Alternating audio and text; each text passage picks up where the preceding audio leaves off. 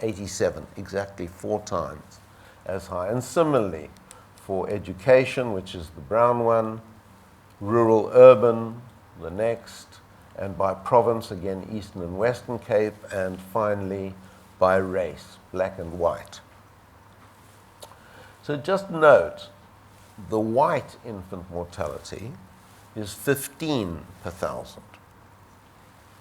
And many white people in this country live very well. In fact, most do. But you know, average infant mortality in a country like Norway is less than 5. So even for the best off in our country, infant mortality is 3 times as high as it should be when compared to groups in the global north that are in the same income range. I'll come back to this. What I'm saying is inequality is bad for everyone. Of course, it's worst for the poorest, but it's bad for everyone.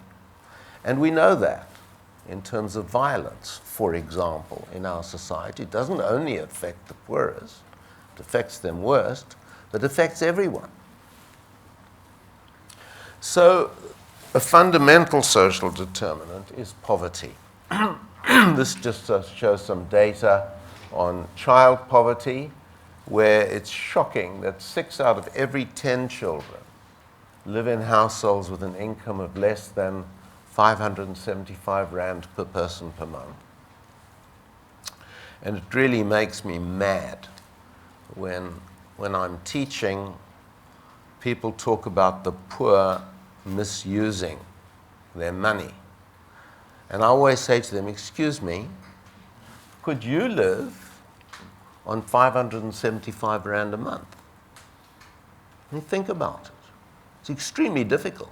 You have to be very clever, actually, to live on 575 rand a month.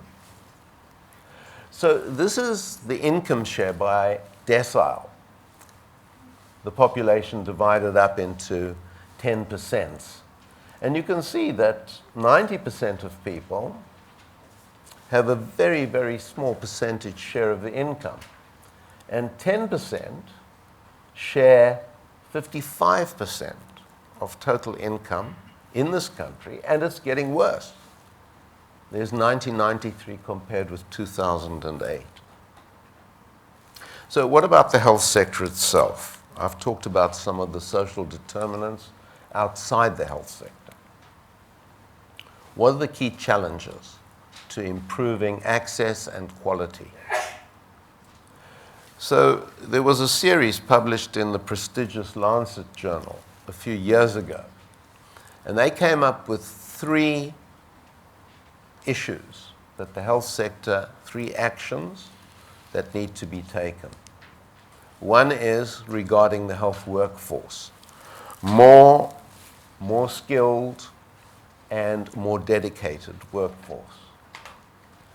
Sustainable and equitable access. That means access for everyone in terms of their need. And competence and accountability of managers and leaders. So let's look at health expenditure.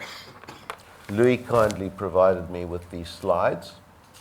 So if you look at South Africa's health spending in the panel on your left, you can see that, and this goes by years, you can see that it's gone up pretty sharply, and it is way above the Africa region average. In fact, we spend more per